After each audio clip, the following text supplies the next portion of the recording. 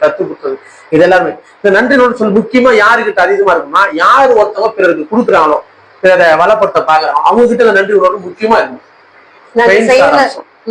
யாரு செய்யறாங்களோ, யார் ஒருவருக்கு ஹெல்ப் பண்றாங்க, பிறரை தூக்கி விடுறாங்க, பிறகு அறிவுரை சொல்றாங்க, அவங்க கிட்ட இந்த நன்றி உணர்வு அதிகமா இருக்கும்.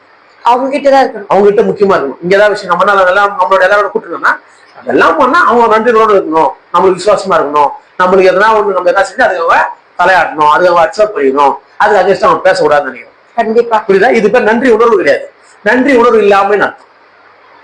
நினைக்கிறது இது நன்றி உணர்வு இல்லாம இருக்கு. ஏன்னா நன்றி உணர்வு இப்ப நான் ஒண்ணு செஞ்சேன், நீ எனக்கு ஒரு செய்யணும் அர்த்தம். நீ செய்யறது பிடிச்சா செட்டானதான் அவங்க செய்வாங்க, இல்ல அவங்க செய்ய மாட்டாங்க. இது அவங்களோட கூற்று, இது ஒண்ணுமே கிடையாது.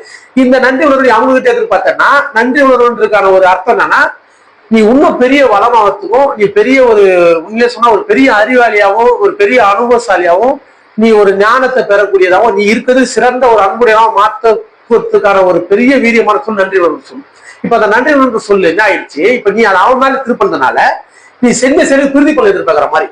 ஆமா, எல்லாமே பிரதிபலனோட நீங்க செஞ்சு போலாம், ஒருத்தர் ஹெல்ப் பண்ற, ஒருத்தர் கஷ்ட காசு கொடுக்குற, இல்ல நல்ல வார்த்தை சொல்லி அவர் சரிப்படுத்துற, ஏதோ அவர் எந்த விதத்துல ஹெல்ப் பண்ணிட்டு நீ நாளைக்கு உனக்கு அவர் ஹெல்ப் பண்ணல, உனக்கு அவர் அகேன்ஸ்டா பேசுறாருன்னா நீ ஒண்ணு நன்றி மறக்கிறிய, நீ எவ்வளவு செஞ்சு சொல்லி கொடு. நீ சொல்லி காட்டணும், நீ செஞ்ச என்ன செஞ்ச பத்தியா அன்பான செயல் கருமையான செயலை செஞ்சிருக்கல அவருக்கு, அதோட வீரியம் குறைஞ்சிருவாங்க. அந்த செயலுக்கான ஏன்னா நீ செஞ்ச செயலுக்கு திருத்தி பலன் எதிர்பார்க்கிற, அந்த திருத்தி பலன்றது தானாதான் கிடைக்கணும். நீ அவருக்கு உன்னை விட்டு போற ஏதோ விஷயம் நடக்குதுன்னா அப்போ நீ அதை எதிர்பார்க்க கூடாது, எதிர்பார்த்துட்டு நம்ம பண்ணதை சொல்லி காட்டக்கூடாது. நீ அதை சொல்லி காட்டும் போது நன்றி உணர்வுன்ற சொல்லுறது, அந்த சொல்லுக்கான முழு சாராம்ச ஒரு அறிவு